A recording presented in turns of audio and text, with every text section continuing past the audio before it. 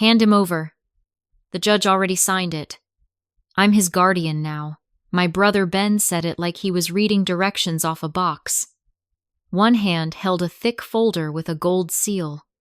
The other gripped my son's backpack strap. Noah stood between us, frozen, his small fingers clamped around my sleeve. He didn't cry. He just stared at Ben the way kids stare at thunder, waiting to see where it hits. A woman in a county badge hovered behind Ben, cardigan, clipboard, the whole "we're here to help" costume. "Miss Rivera," she said gently, "let's keep this calm. This is an emergency guardianship order." Emergency. The word landed in my chest and stayed there. "I'm his mother," I said, because it was the only fact I had left. Ben gave me that careful, patient smile. Our mother taught him the one that makes you look unstable for disagreeing. "It's temporary," he said. "For Noah. You're not steady right now, Tess." Noah's inhaler slipped from his backpack pocket and clattered to the tile. I snatched it up on instinct, like picking it up could also pick up control. Ben's eyes flicked to the inhaler, a tiny flash of recognition. Because that inhaler was supposed to be in our motel room, on the nightstand beside Noah's dinosaur nightlight. "How did you get this?" I asked, holding it up. Ben didn't blink. "From your place.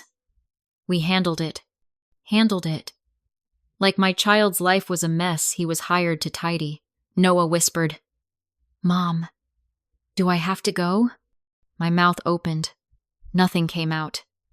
If I said no, they'd call me aggressive. If I said yes, my son would hear me give him away. Ben crouched to Noah's height like a hero in a commercial. "Buddy, we talked about this. You're coming with me for a little while. I'll keep you safe." Noah looked at me, wide-eyed, trying to read my face like it was a map out of here. "Show me the order," I said, forcing calm. Ben handed me the folder like a bill.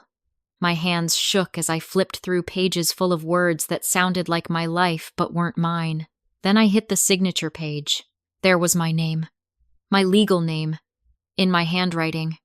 A consent, giving Ben temporary guardianship. Notarized. Dated 3 weeks ago.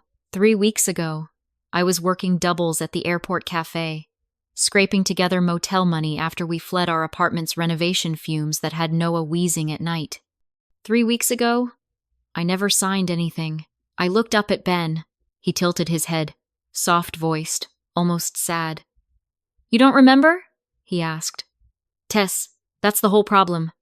And in that moment, with my son's body tense against my leg, I understood this wasn't about help. This was a takeover, and someone had already practiced being me. The monitor cleared her throat again, louder. "You can speak with your attorney," she said. "But right now, Noah needs to come with Mr. Rivera." Noah's nails dug into my arm. I could feel the tremor in him, like his body was trying to shake itself free. "Ben," I said, keeping my voice low. "You don't get to decide this without me." Ben's smile stayed gentle. "You decided it when you put him in that motel," he whispered. "When you quit your lease. When you made it unstable." I felt heat rush up my neck. "I left because the building fumes made him sick." Ben tilted his head. "And you didn't call me. You didn't call Mom. You didn't call anyone." "That's what the court sees." He said court like it was a god he'd already prayed to. The social worker stepped closer, palms out. "Ma'am, we can do a calm transfer, or we can call for an officer." Officer. In a daycare, with cartoon fish painted on the walls. My vision narrowed. I looked around and realized every adult in that lobby had gone quiet. Parents pretending not to listen. A receptionist pretending to type. Noah's teacher standing frozen behind the front desk with her hand over her mouth. This wasn't just happening to me. It was happening in public. Ben leaned in, voice soft enough to sound caring. "Don't do this in front of him," he said. "Don't traumatize him more. More. Like this was my fault." Noah whispered, "Mom, am I bad?" That sentence broke something in me. "No," I said immediately. Never. Ben straightened. Quick. And I saw it, an envelope tucked behind the folder. A brown school envelope with Noah's name printed on it in the daycare's font. Why do you have that? I snapped. Ben didn't answer. His eyes flicked away. The envelope was Noah's emergency contact file. The one that had my number, my work schedule, the little note I'd written about his asthma triggers and what songs calm him down. Ben had already taken my place on paper. The social worker reached for Noah's hand. Noah flinched away and pressed against my leg. I wanted to scoop him up and run. But the door was glass, the parking lot was open, and a badge can turn a mother into a headline with one phone call. So I did the only thing I could do without giving them ammo. I knelt, hugged Noah tight, and whispered in his ear, "You listen to me. This is not forever. You are safe. You do not have to keep secrets.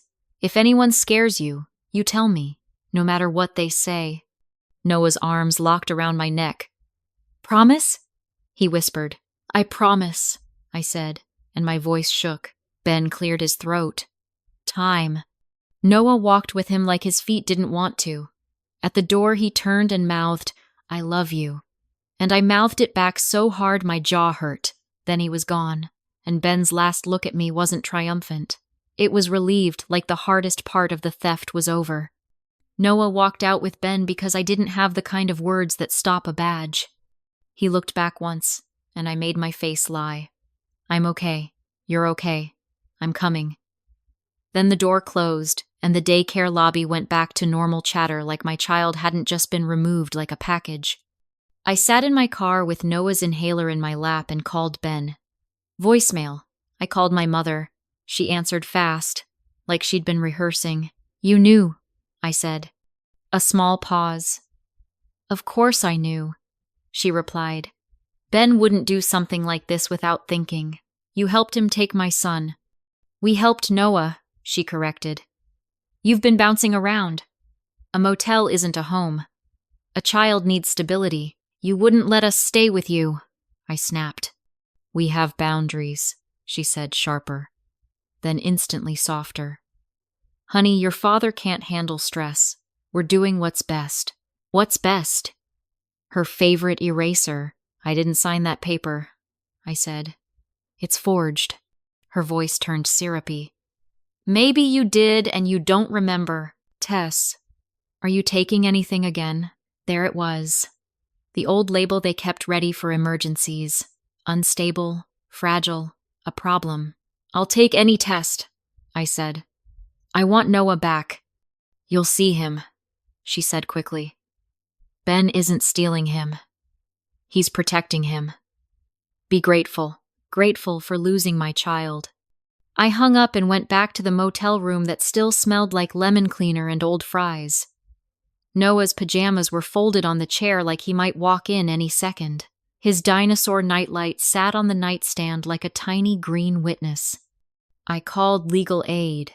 A tired woman told me I needed the petition, the affidavit, and the notary's information. I opened the folder again and stared at the stamp. The notary's address wasn't in Arizona. It was in Boulder, Colorado. My stomach dropped. I hadn't been to Colorado in years. Unless it had something to do with my great-aunt Marisol. The rich, distant relative my mother always warned me not to bother. Last spring, she'd left a voicemail I never returned because I was drowning. My mother later texted, "Don't call Marisol. She's confused. Let her rest." I found Marisol's office number and called. A man answered. "Delgado Properties." I told him my name. There was a pause. Then he said, "Hold." Another voice came on, older, careful. "This is Calvin, Miss Delgado's chief of staff. Who is this?" When I repeated my name, he went quiet. Then he said, "Miss Rivera, you were supposed to already be in the townhouse." My throat tightened. "What townhouse?" "The one on Juniper Lane," he said. "In Boulder. Miss Delgado bought it for you and your son last year. Your mother and brother told us you moved in." I felt nauseous. "I never knew," Calvin exhaled. Then someone lied to Miss Delgado. And someone has been collecting rent. He gave me the address. I pulled it up on my phone. A furnished rental listing popped up immediately. Bright photos, staged pillows, and Noah's dinosaur nightlight on the bedside table. At the bottom was the contact name, Benjamin Rivera. I drove to my job anyway because my brain didn't know what else to do. At the cafe, I took orders with a smile while my phone burned in my apron pocket. Every time it buzzed, my heart jumped like it might be Noah. It wasn't. It was bill reminders, a missed payment alert, a text from my landlord about access for contractors. The worst part of being broke isn't the money. It's the way you can't focus on anything because survival keeps tapping your shoulder. On my break, I called the daycare director. "Did my brother get Noah's file?" I asked. Her voice dropped. "He said he had legal custody," she whispered. "He showed paperwork. I'm so sorry. Did anyone call me?" I asked, already knowing. She hesitated. "We tried," she said. But the number on the updated form went to voicemail. Updated form. I felt cold.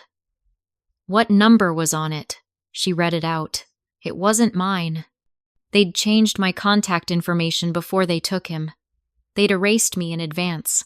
I drove back to the motel and tore through the room like a raccoon looking for food. Not because I thought I'd find Noah. Because I needed something real. On the nightstand, the dinosaur nightlight was gone. I stood there staring at the empty spot. That stupid little plastic dinosaur had traveled with us through the divorce, through 2 apartments, through every temporary stop. Noah used to hold it in the car when his chest felt tight. Ben didn't just take my kid.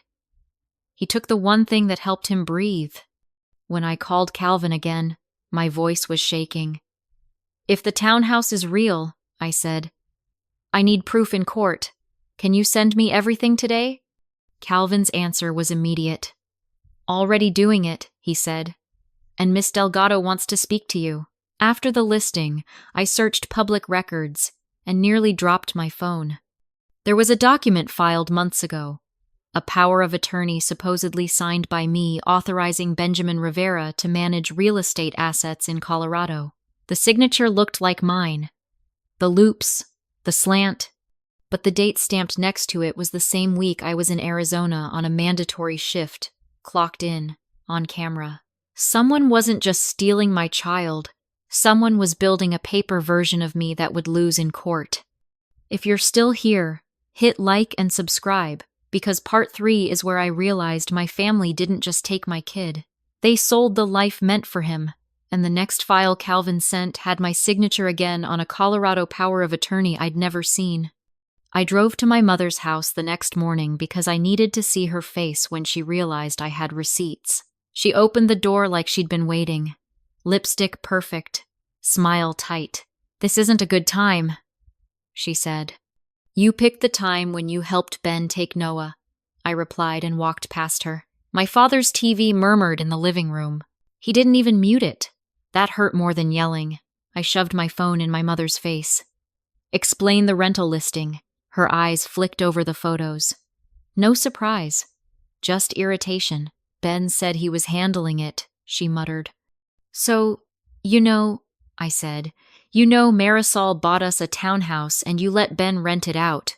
My mother lifted her chin. "We needed the income. It was temporary." "You love that word," I said. "Temporary like my son's removal? Temporary like my homelessness? We are not a shelter," she snapped. I stared at her. In that sentence, she managed to insult me and every mother who ever needed help. "Who notarized the consent?" I asked. "Because I didn't sign it." She went very still.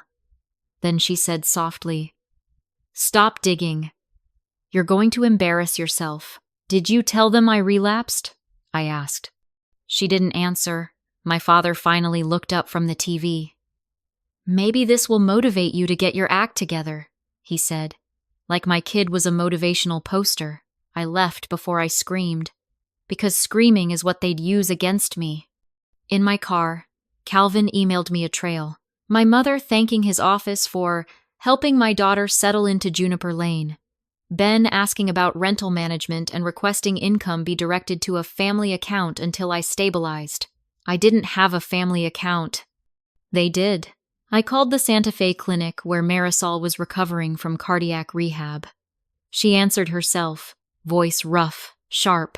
"Why aren't you in the townhouse?" she demanded. "I didn't know it existed," I said. "They took Noah. They say I signed guardianship papers. I didn't." A long pause, machines beeping in the background. Then Marisol said, "Your mother called me from your number. She told me you were spiraling. She said the only way to protect Noah was to put Ben in charge." My skin went prickly. "She called from my number?" "Yes," Marisol said. And I believed her. I swallowed hard. "Did you sign something?" Marisol's voice turned angry at herself. "I signed a consent giving your brother temporary oversight. I shouldn't have. I will fix it." "How?" I asked. "I'm flying home," she said. "And we're going to drag the truth into the open." I opened the court packet Ben had left me at daycare and finally read the affidavit, the emergency part. It said I left Noah alone at night. It said neighbors heard yelling. It said I had unknown male visitors at the motel. It said Noah expressed fear. Everything was written in that careful language that sounds concerned while it brands you. The affidavit wasn't signed by Ben. It was signed by Danny, Ben's wife. Danny, who always brought snacks to family parties and hugged me like she cared. I called the motel manager and asked, "Has anyone been asking about my room? Has anyone been watching?" He sighed like he'd been waiting for that question. "A lady came by last week," he admitted. "Said she was your sister. Asked when you left for work." My stomach twisted. "Did you tell her?" He hesitated. "I said you left early. I didn't think." When Marisol called back later, her tone was clipped. "I want names," she said. "Your brother, your mother, anyone involved." I gave them. My voice shook on Danny's. "Danny filed the affidavit," I said. "She's the one who painted me as unsafe." Marisol was silent for a beat. Then, colder. "Then Danny is not a bystander. She's the author." Calvin joined the call and said, "There's something else. The townhouse wasn't just purchased. It's tied to a trust. A child trust." "A trust?" I repeated. "Yes," Calvin said. "Miss Delgado set it up with milestones. Housing stability, education, medical. The trustee is supposed to be an independent professional." Marisol cut in, irritated. "And your brother has been lobbying to replace the trustee. He presented himself as family with the child's best interest." My stomach dropped. "So if Ben gets guardianship, he can argue he should manage the trust," Calvin finished. "Especially if he claims you're unstable." My throat tightened. "So Noah is the key." "Exactly," Marisol said. "They're not rescuing him. They're using him as a legal lever." Then she said something that made my skin go hot. "Your mother asked me to disinherit you," Marisol said. "She said you'd waste anything I gave you." I swallowed hard. "Did you?" "No," Marisol replied. "I made the trust for Noah because I didn't trust your mother." Marisol's voice softened barely. "Tessa, you have to be perfect for a little while," she said. "No angry texts, no scenes. You give them nothing." "And they give me my kid back?" I asked. "They won't," she said. "So we take him back with proof." I stared at the affidavit on my passenger seat, Danny's signature shining at the bottom like a confession. And I realized the next person I needed to confront wasn't my brother. It was the woman who wrote the lie that stole my child. The first supervised visit felt like punishment for a crime I didn't commit. The Family Resource Center smelled like disinfectant and old snacks. A monitor led me into a toy-filled room that somehow felt emptier than a jail cell. Noah walked in, holding Ben's hand. His hair was combed too neat. His hoodie was new. His eyes looked tired in a way 7-year-olds shouldn't. He ran to me anyway, wrapping his arms around my waist like he'd been holding his breath. "Uncle Ben said you're sick," he whispered. "I'm not sick," I said, kissing his forehead. "I'm here," he pulled back, confused. "Then why can't I come home?" "Because home got turned into paperwork and profit."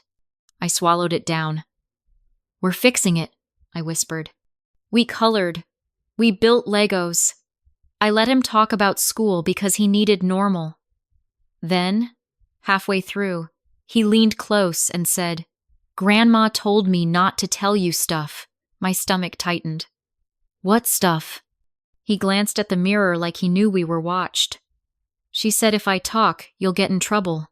Like police trouble." My hands went cold. Then he added, even quieter, "Uncle Ben made me practice." "Practice what?" I asked, barely breathing. Noah mimicked a serious voice. "I'm scared when Mom sleeps. I make cereal by myself. Mom forgets." My chest clenched. They were coaching my child, building a script to match their affidavit. When time was up, Noah clung to me. Ben stepped in with that calm smile. "I'm not your enemy," he said, soft enough for only me. "I'm doing the hard thing." For Noah. I forced my voice steady. "Where did you get the notary, Ben?" His eyes slid away. "Focus on getting stable," he said, and walked my son out. That night Marisol landed. Hospital band still on her wrist, fury behind her calm. She met me in a hotel conference room with her attorney, Lena Cho, and Calvin with a laptop. Lena listened, then asked one question. "Can you pass a drug test today?" "Yes," I said, offended and relieved at the same time. "Good," she said. "Because they filed allegations neglect, unstable housing, relapse." Calvin turned the laptop toward me and showed a photo submitted to court. Me walking Noah from the motel to my car, framed so a tattooed stranger in the background looked like he was with us. "They're building a story," Lena said. "And someone's been watching you." Marisol's voice went icy. "Your mother is feeding the court a narrative." Lena outlined the plan. File an emergency motion. Attack Ben's credibility with money. Expose deception tied to the townhouse. And document coaching. Calvin added, "Your mother's church is hosting a big fundraiser next week. Lots of donors, lots of witnesses." Marisol nodded. "They like to perform," she said. "So we'll give them a stage they didn't expect." Lena warned, "Careful. You can't violate any order." Right then, Lena's phone buzzed. She looked at it, then at me. "Ben just filed for a protective order," she said. "He's claiming you threatened him." My blood went cold. Because now, if I walked into that fundraiser wrong, I wouldn't look like a mother fighting for her child. I'd look like the danger he's been describing, and that was exactly the trap. After the visit, I drove to Lena's office and said, "He's being coached." My voice sounded calm, but my hands wouldn't stop trembling. Lena didn't react with surprise. She reacted with strategy. "We need documentation," she said. "Reports, dates, exact phrases." I repeated Noah's practiced lines word for word. Lena wrote them down like evidence because that's what they were. Someone putting words in my child's mouth to shape a judge's mind. Marisol paced the room, cane tapping the carpet. "They're turning him into a witness against his own mother," she said. Calvin pulled up the motel surveillance request we'd filed. "We can show who visited," he said, "but it takes time." Time was the one thing I didn't have. Lena looked at me. "We're going to request an expedited hearing," she said. "But courts move slow unless something looks urgent."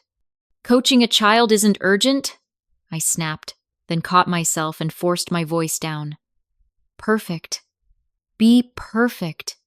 Lena's expression softened by a fraction. "It is," she said. "But we need a clean narrative. You're stable, you're proactive, and they're exploiting." Marisol stopped pacing. "Then we show exploitation," she said. "Money, paper trails, public reputation. That's when Calvin mentioned the fundraiser again, my mother's crown jewel event, the one she'd been posting about for weeks with captions like, "So proud of our community." Lena warned us. No confrontation. No shouting. The court will hear about it. Marisol nodded. We don't confront, she said. We document. We apply pressure. Then Lena's phone buzzed and the trap snapped shut. Ben's protective order petition. He's claiming you threatened him in the daycare parking lot, Lena said, eyes narrowing. If the judge grants this broadly, you can't go near him, which means you can't go near Noah without violating it. My stomach went cold. So he's trying to make me look dangerous and then make it illegal for me to get close to my own child. Exactly, Lena said. He's building a fence and calling it safety. Marisol's voice dropped. Then we break the fence legally, she said. That night, alone in the motel, I stared at the empty spot where Noah's nightlight had been. My phone buzzed with an unknown number. A text from Danny. It was a photo of Noah in bed at Ben's house, tucked under a new blanket, dinosaur nightlight glowing beside him. Caption: He's finally sleeping. I stared at it until my eyes burned, because it wasn't kindness. It was a warning. And in the reflection of that glowing dinosaur, I could see exactly what Danny wanted me to feel. Replaceable. Ben scheduled the protective order hearing for the same day as the fundraiser. He wanted me locked out of the room where he planned to look like a hero. Lena met me at the courthouse with a drug test kit, like humiliation was part of the filing fee. I took it. Clean. She stapled the result to our motion like a shield. Ben arrived with Danny and my mother. My mother wore pearls, like she was attending a brunch instead of a hearing about my son. Ben spoke first, calm and sad. I don't want this, he told the judge. But my sister is volatile. I'm trying to keep Noah safe, Danny added. Sweet voice. Noah has nightmares. He says he's scared when his mom gets angry. I have it my free, coached lines, delivered like concern. When it was my turn, I kept my voice flat. I did not threaten Ben. I asked for my child. I am employed. I left my apartment because renovation fumes triggered Noah's asthma. I've never harmed him. Ben's lawyer smirked. You're still in a motel, Lena stepped in. Miss Rivera was displaced by hazardous conditions and is securing housing. More importantly, the petitioner has a financial conflict. He has been collecting rent from a property intended to house the child. The judge's eyes sharpened. Rent? Lena slid the ledger forward. The judge scanned it, then looked at Ben. Mr. Rivera, she asked, where is this money? Ben hesitated. One beat too long. We were saving it, he said quickly. For Noah. The judge granted a limited order, no harassment, no contact outside legal channels, but I could attend public events and continue visits. Ben didn't get the full wall he wanted. Outside the courtroom, my mother leaned close. This is what happens when you make bad choices, she whispered. You embarrass us. You coached my child, I whispered back. You scared him. Her face tightened like I broke a rule. We did what we had to do. That afternoon, Calvin brought worse news. The rent account wasn't saved. It was drained cash withdrawals and payments to sports betting sites. He gambled it, I said, nausea rising. Marisol's calm snapped into something colder. He gambled a child, she said. Then Marisol slid her phone to Lena. I recorded your mother, she said. Lena played it. My mother's voice. Tessa is fragile. Noah needs structure. Ben can provide it. Then, laughing lightly, it's better if Tessa doesn't have too much. She gets irresponsible. Lena's eyes narrowed. This shows intent. Control. Calvin added one more piece. Call records tied to a spoofing service used to mimic my number when I called Marisol. The account was under Danny's email. Danny, the helper, the worried one. By evening, we walked into the fundraiser with a plan. No screaming, no lunging, just documentation and pressure. The sanctuary banner read, "Safe homes, strong families." My stomach twisted at the lie. My mother took the stage and spoke about family values. Then she introduced Ben as a man who stepped up. Ben walked to the microphone, glowing under church lighting, and said, "Every child deserves a safe home." I felt eyes slide to me. Pity, judgment, curiosity. Then Marisol entered the sanctuary behind us. Heads turned. Whispers spread. My mother's smile glitched. Ben's face went pale. And I realized the fight was about to leave the courthouse and happen in front of everyone my mother had been using as proof she was a good person. Because the projector screen behind the stage was already warming up, and Calvin was already connected to the system. The night before court, I didn't drink.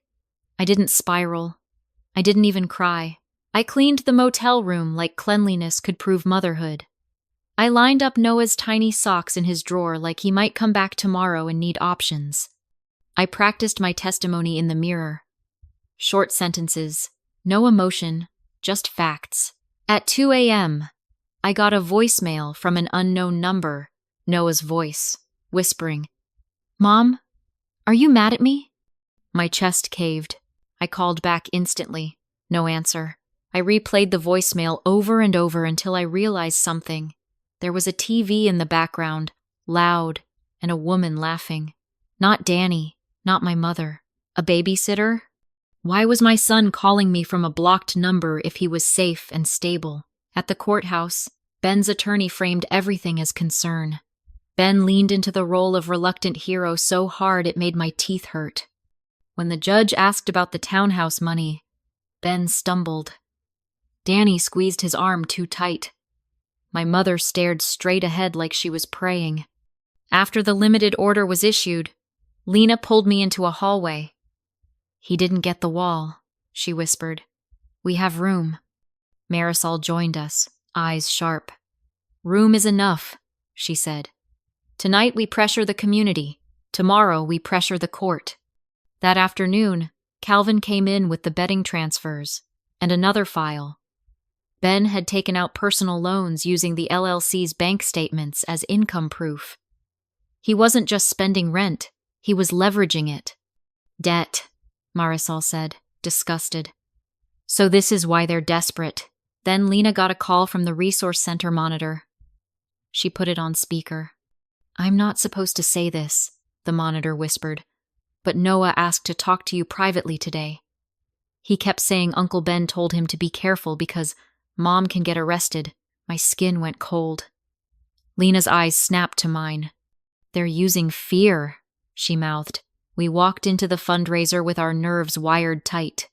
My mother hugged donors. Ben shook hands. Danny stood just behind him, smiling like a supportive wife, eyes scanning the room like security. When Marisol entered, the smiles started to crack. Ben took the stage and said, "Every child deserves a safe home." I watched Donnie's fingers tap her phone in her purse. Quick, secretive. Then I felt my own phone buzz. A message from Danny again. One line. "If you ruin tonight, Noah will blame you." My stomach turned. Because for the first time, I understood their real weapon wasn't the court. It was my child's love, and the way they were twisting it. And if I didn't play this perfectly, they'd turn Noah into the one who begged me to stop fighting. Marisol didn't walk into that sanctuary like a guest. She walked in like an audit. People recognized her instantly.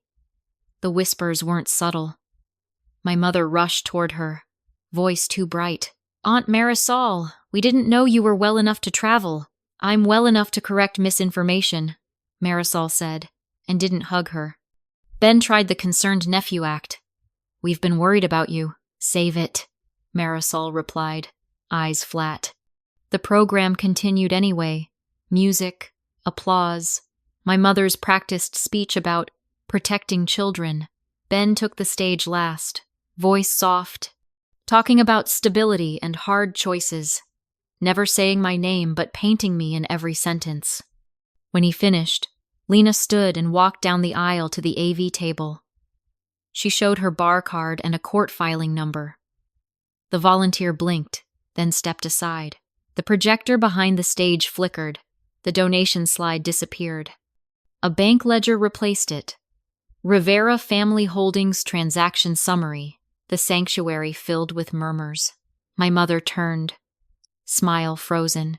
"What is this?" she asked into the mic, still amplified. Lena stepped onto the stage and took the microphone gently from my mother's hand. "My name is Lena Cho," she said calmly. "I represent Tessa Rivera. Silence. The kind that feels heavy." Lena clicked to the next slide. The Boulder townhouse listing. Noah's dinosaur nightlight visible on the bedside table. This home was purchased by Marisol Delgado to provide stable housing for a child, Lena said. Instead, it was listed as a luxury rental. Rent was collected for 11 months and deposited into an LLC controlled by Benjamin Rivera. Gasps. A few people actually stood up to see better. Next slide. Withdrawals labeled with casinos and betting platforms. Ben laughed, sharp and nervous. "This is inappropriate. This is a church." "It's also a public fundraiser," Lena replied. "And you made yourself the face of child safety." My mother stepped forward, forgetting the mic was still on. "Stop this!" she hissed. Lena didn't stop. She clicked again. The notarized consent with my forged signature. "Miss Rivera did not sign this," Lena said. "The notarization occurred in Colorado while she was working in Arizona. We have employment records and location data.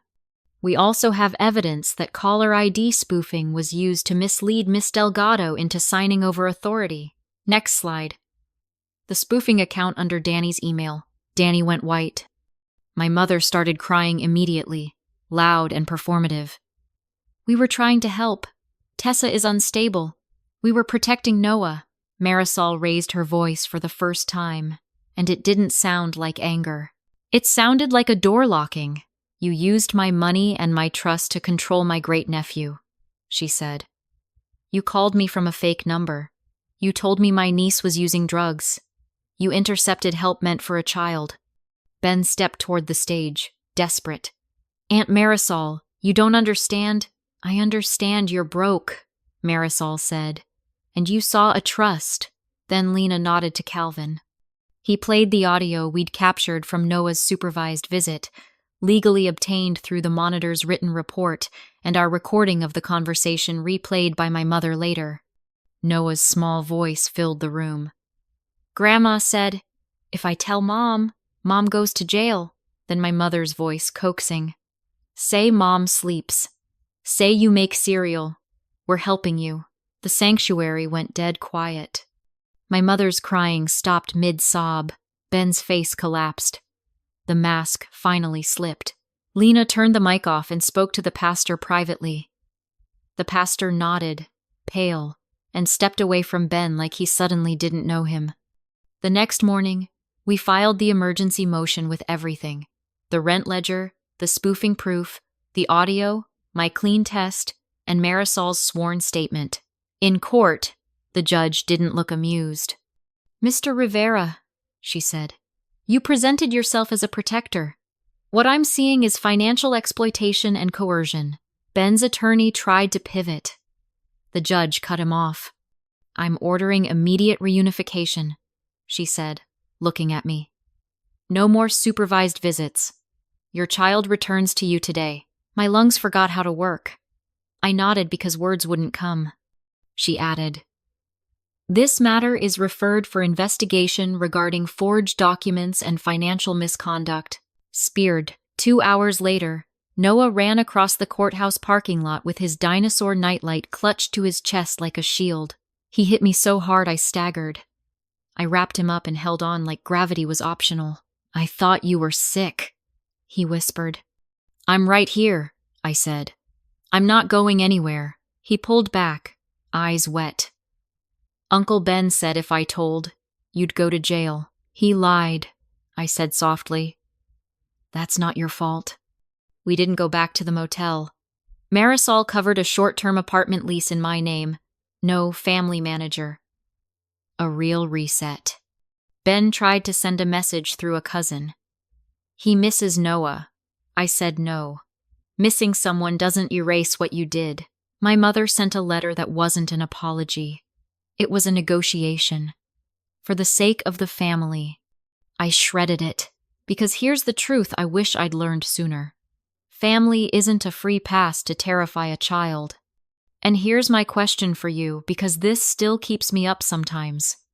If your own family took your kid for safety, but you discovered money behind it, would you ever forgive them? Would you let them back in? Or is cutting them off the only real protection? Drop your answer in the comments and share this with someone who needs to hear they're not overreacting.